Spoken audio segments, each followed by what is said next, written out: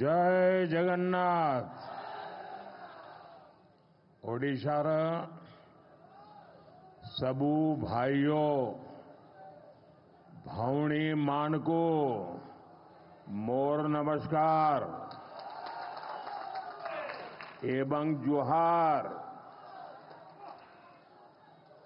ओडिशार मोर सबू परिवारजन मां मौसी भाई भौणी जूब साथी मानकू शुभेच्छा ओ अभिनंदन। 5 दिन पहले मुझे दिल्ली में उड़ीसा पर्व इस शानदार समारोह में शामिल होने का अवसर मिला था और बहुत बढ़िया मसाले वाली चाय भी पी थी।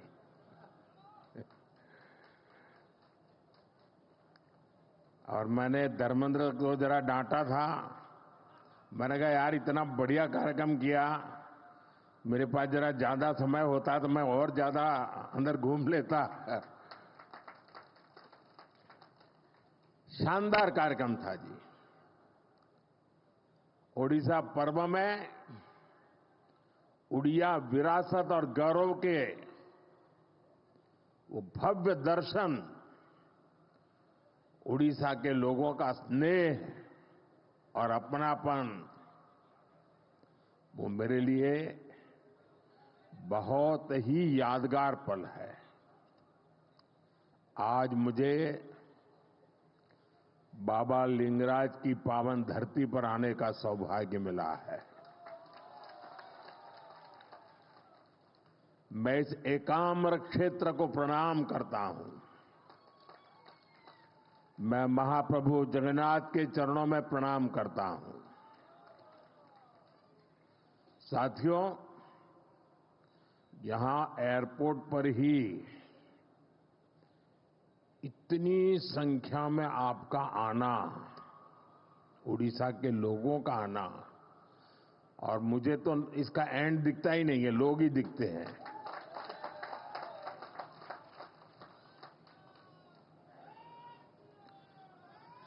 आपके इस प्यार के लिए मैं आपका बहुत आभारी हूं।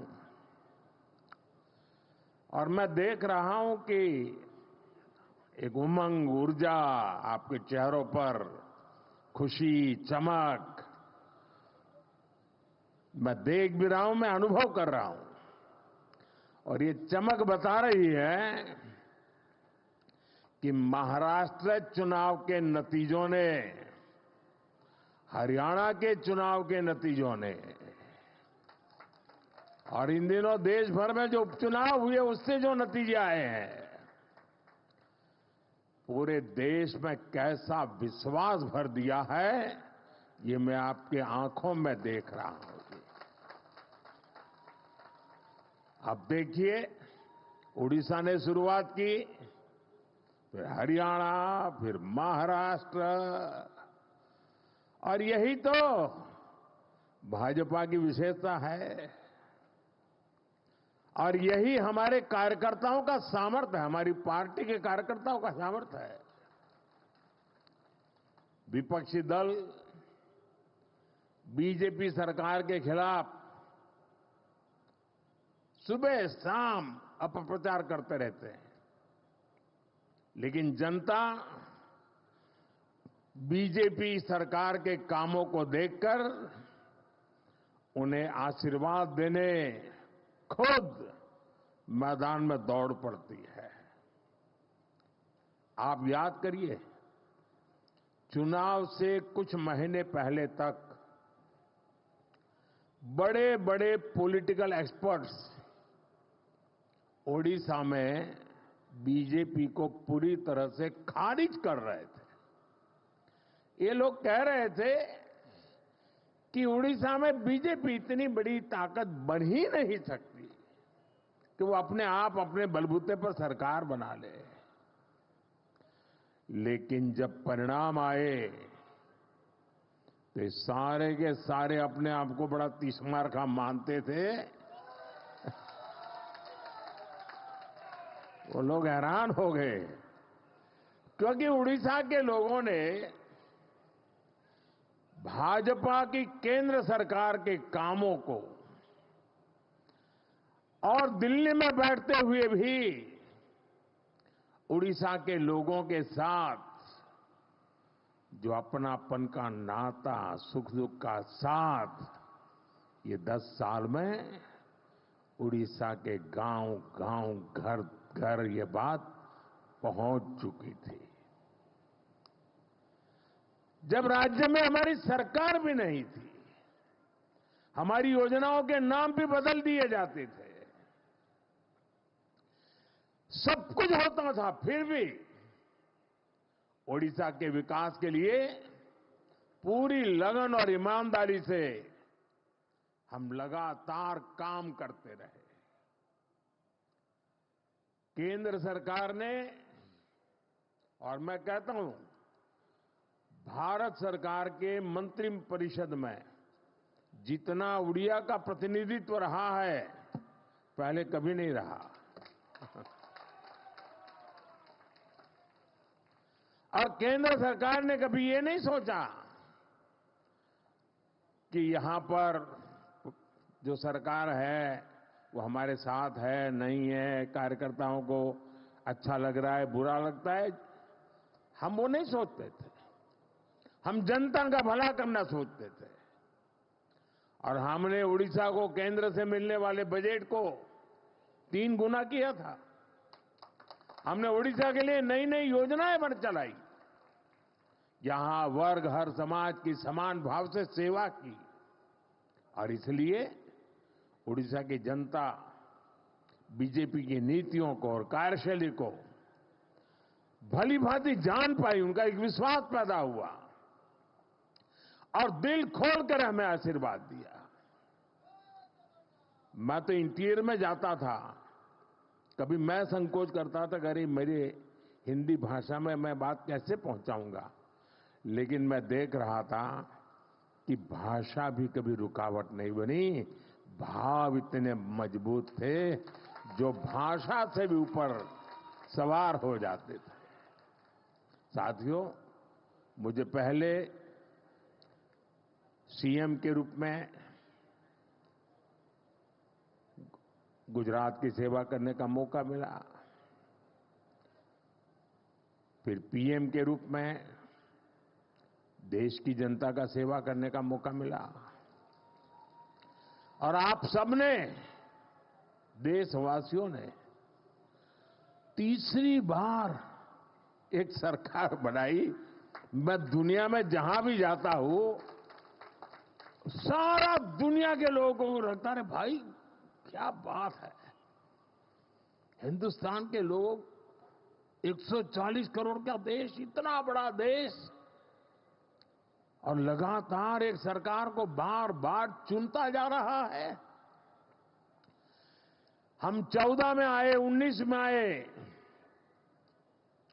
उससे दुनिया में जितना प्रभाव था 24 में उससे अनेक गुना ज्यादा हो गया है। और साथियों, जब मैं सीएम पीएम के रूप में काम करता रहा, मैंने राजनीति के अलग अलग रंग देखे हैं, मैंने उसके तरीके भी देखे हैं, और मैं मानता हूं कि राजनीति में नीतिगत विरोध ये बहुत स्वाभाविक है, ये लोकतंत्र का स्वभाव है। किसी भी निर्णय को लेकर अलग अलग मत हो सकते हैं। राजनीतिक दल अपने हर तरह के विचार जनता के बीच ले जाते हैं, और पूरा अवसर होता है जनता को प्रशिक्षित करने का। हर राजनीतिक दल को, राजनीतिक विचार को हक होता है, और ये अधिकार का भरपूर उपयोग कर भी सकते हैं। राजनीतिक दल अपनी बात जनता के बीच पहुंचाने के लिए, जनता को जागरूक करने के लिए आंदोलन भी करते रहते हैं। लोकतंत्र की, संविधान की मर्यादाओं में रह करके अपने विचार को प्रकट भी करते हैं। और आंदोलन पहले भी होते थे, आंदोलन आज भी होते हैं। लेकिन पिछले कुछ समय से एक बहुत बड़ा बदलाव आप सभी महसूस कर रहे होंगे। भारत की संविधान की भावनाओं के उसे कुचल दिया जाता है। लोकतंत्र की सारी मान मर्यादाओं को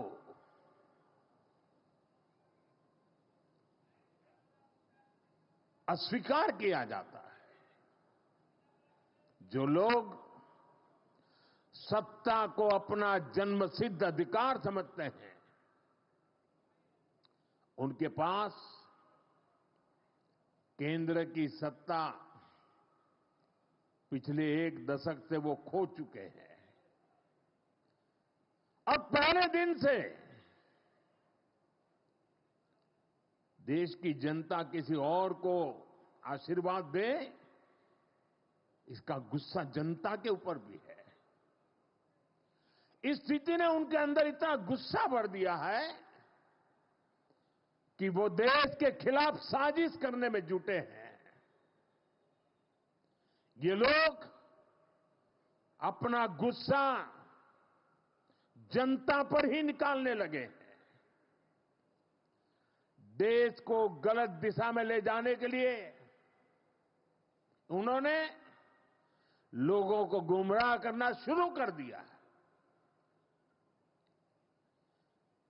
उनकी झूठ और अफवाह की दुकान पिछले 10 साल से चल रही है।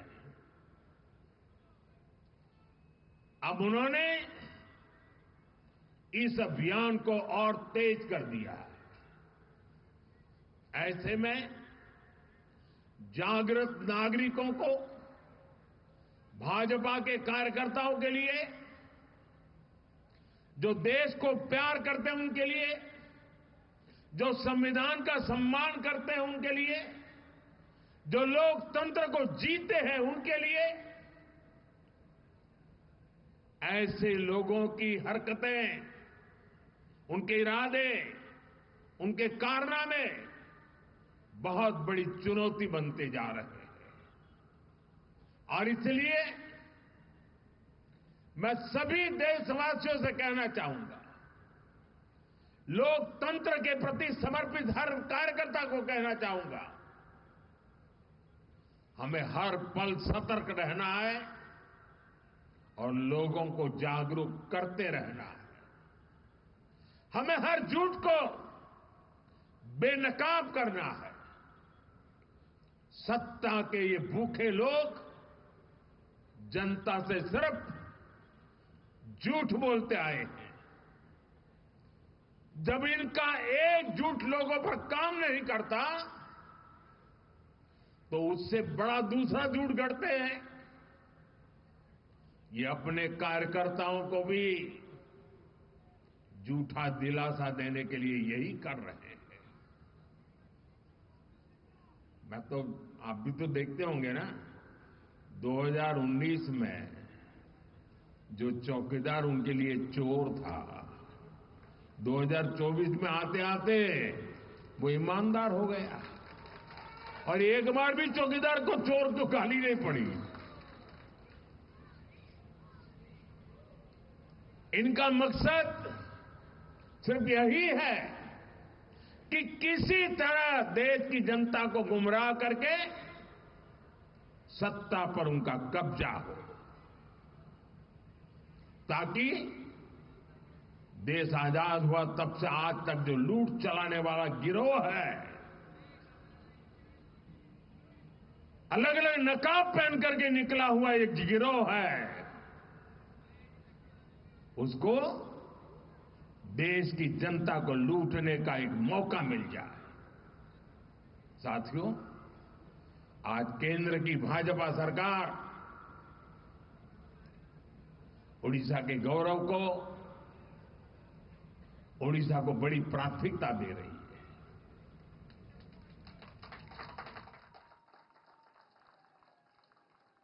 इसी महीने ओडिशा में आप सभी ने बाली यात्रा का भव्य आयोजन किया, सफल आयोजन किया है। और अभी मैं यहां डीजीपी कॉन्फ्रेंस में हिस्सा लेने आया हूं। और आप में से बहुत लोगों को आश्चर्य, यहां के मीडिया के लोगों को भी आश्चर्य होगा। हमारे देश में लगभग 125 साल से ये डीजीपी कॉन्फ्रेंस चल रहा है, हर वर्ष हो रहा है। 125 साल से, अंग्रेजों के जमाने से चल रहा है। 125 साल से डीजीपी कॉन्फ्रेंस चल रहा है, उड़ीसा में पहली बार हो रहा है। देश भर के इस क्षेत्र के जो प्रमुख लोग हैं, वो 2 दिन यहां बैठ करके महाप्रभु जी की इस पवित्र धरती से प्रेरणा लेकर के अपने अपने क्षेत्र में जाने वाले हैं।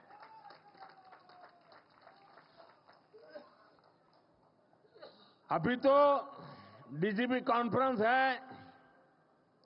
अभी 4 दिन के बाद 4 दिसंबर को यहां पर नौसेना दिवस का अवसर इस बार पुरी में ऑफ डेमो 2024 का आयोजन हो रहा है। ये भी अपना अपना बहुत बड़ा अवसर होता है। वो भी पुरी के ब्लू फ्लैग बीच पर नौसेना का अपने सामर्थ्य का प्रदर्शन करेगी। इसका मतलब कि पूरा उड़ीसा वैश्विक नजरों की केंद्र में आने वाला है। और फिर 1 महीने के भीतर भीतर 2025 में जनवरी महीने में ही 8 से 10 जनवरी भुवनेश्वर में प्रवासी भारतीय दिवस का बहुत बड़ा आयोजन है। विश्व भर के लोग आने वाले हैं। दुनिया भर के लोगों का आपको स्वागत करने का अवसर मिलने वाला है। और यहां लोग जो भावनाएं लेकर के जाएंगे, पहले G20 में अलग प्रकार के लोग आए थे। ये हमारे देश के ही लोग हैं जो कई वर्षों से विदेशों में रहते हैं, वो सब आ रहे हैं। और ये लोग जब वापस जाएंगे ना, तो उड़ीसा की इतनी कथाएं दुनिया भर तक पहुंच जाएगी। उड़ीसा का भरपूर प्रचार प्रसार होगा और यहां पर्यटन के अवसर बढ़ेंगे। हम उड़ीसा को देश ही नहीं, दुनिया के नक्शे पर प्राथमिकता दिलाना चाहते हैं। इस तरह के आयोजन उड़ीसा को मिल रही प्राथमिकता का प्रमाण है। आप अभी से प्रवासी भारतीय दिवस की तैयारियां भी जरूर करें और G20 से भी शानदार होना चाहिए। एक ऐसा अवसर है जिसमें हर कार्यकर्ता अपने सामर्थ्य का प्रदर्शन कर सकता है। हमारा उड़ीसा स्वच्छ हो, सुंदर हो, हमारे पास 1 आध महीना है, शानदार कर सकते हैं, सफाई का बड़ा अभियान चला सकते हैं। यहां की संस्कृति से लोग परिचित हो, इसके जन भागीदारी से करना है। उड़ीसा के हर नागरिक को लगना चाहिए दुनिया के मेहमान मेरे घर आ रहे हैं, ये भाव आना चाहिए। हम और आप मिलकर के उड़ीसा के गौरव को बढ़ाएंगे। साथियों, उड़ीसा में डबल इंजन की सरकार बनने के बाद यहां हर सेक्टर में विकास ने नई गति पकड़ ली है। उड़ीसा में एक साथ हजारों करोड़ की इंफ्रास्ट्रक्चर परियोजनाओं पर काम शुरू हुआ है। सरकार की कल्याणकारी योजनाओं का फायदा हर वर्ग को मिलना शुरू हुआ है। खेल हो, शिक्षा हो, पर्यटन हो, हर क्षेत्र में ओडिशा ने जो रफ्तार पकड़ी है वो अभूतपूर्व है।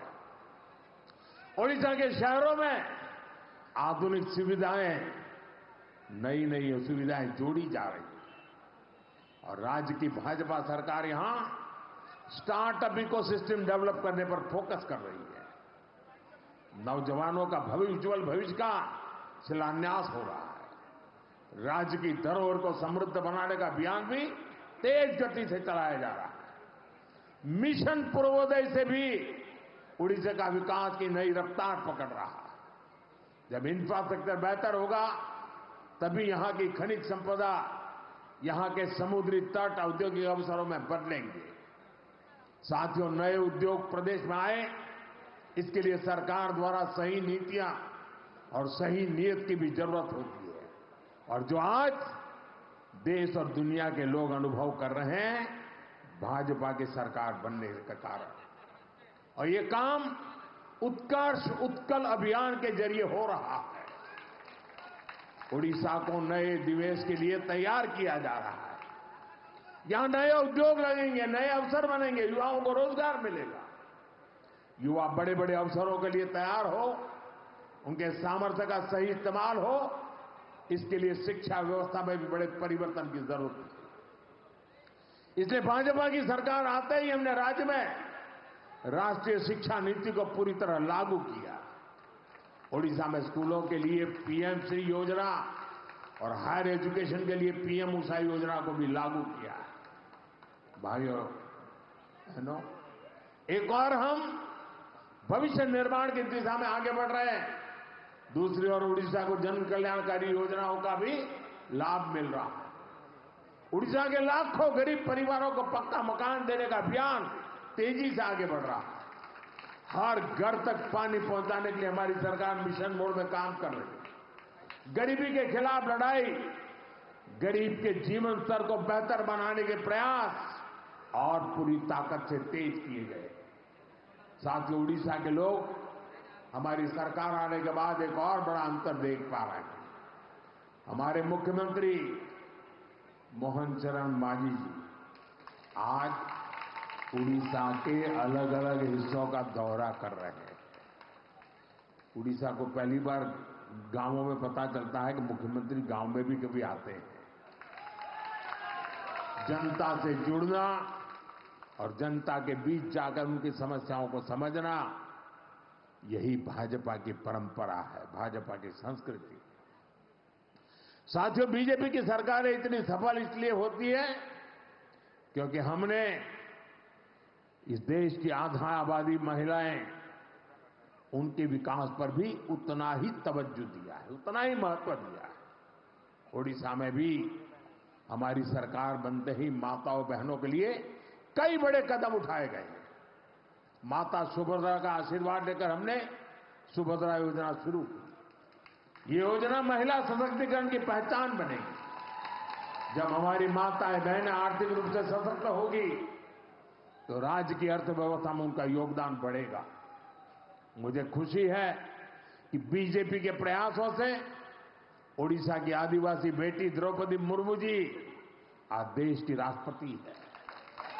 इससे पूरे देश के आदिवासी समाज का गौरव बढ़ा है। मुर्मू जी के देश के सर्वोच्च पद पर आसीन होने से हर वर्ग की बेटियों में आत्मविश्वास बढ़ा है। एक आदिवासी बेटी की यात्रा आने वाली कई पीढ़ियों तक प्रेरित करेगी। साथियों, ओडिशा में जनजातीय कल्याण के लिए कई महत्वपूर्ण कदम उठाए गए। ओडिशा के 13 आदिवासी समुदायों को पीएम जनमन योजना का लाभ मिल रहा है। आदिवासी बच्चों की पढ़ाई बीच में न छूटे, इसके लिए उनके घर के पास ही स्कूल की सुविधा देने का प्रयास किया जा रहा है। उड़ीसा के आदिवासी बहुल इलाके में एकलव्य मॉडल आवासीय स्कूल खोले गए। साथियों, चुनाव के समय मोदी ने आपको कहा था कि जो गारंटी मैं दूंगा उसे तेजी से पूरा किया जाएगा। आज उड़ीसा में हमारी सरकार हर गारंटी को पूरा करने के लिए काम कर रही है। अब ओडिशा में धान की खरीदारी 3,100 रुपये प्रति क्विंटल में की जा रही है। इसके लिए राज्य सरकार के बजट में 5,000 करोड़ रुपए की व्यवस्था की है। पिछले हफ्ते राज्य सरकार ने बरगढ़ जिले से बढ़ी हुई दर से धान खरीदना शुरू कर दिया है। इसी तरह हम अपनी हर गारंटी को तेजी से पूरा कर रहे हैं। इसलिए मैं फिर कहूंगा, मोदी की गारंटी यानी गारंटी पूरी होने की गारंटी। साथियों, हम हमारे संकल्पों को पूरा करेंगे, विकसित ओडिशा के लिए काम करेंगे और मैं आपका उत्साह और उमंग देख रहा हूं। जो सपने लेकर के हम चले हैं उसके लिए मेहनत में कोई कमी नहीं करेंगे, रखेंगे। आप सब यहां आए, इसके लिए मैं एक बार फिर आप सबका आभार व्यक्त करता हूं। दरअसल तो मैं एक आज सरकारी मीटिंग के लिए आया हूं, लेकिन हमारे धर्मेंद्र जी वगैरह ने तय किया नहीं, हम तो चाहते हैं, तो मुझे अच्छा लगा। आप सबके दर्शन करने का मुझे मौका मिल गया। आप सबका बहुत बहुत धन्यवाद।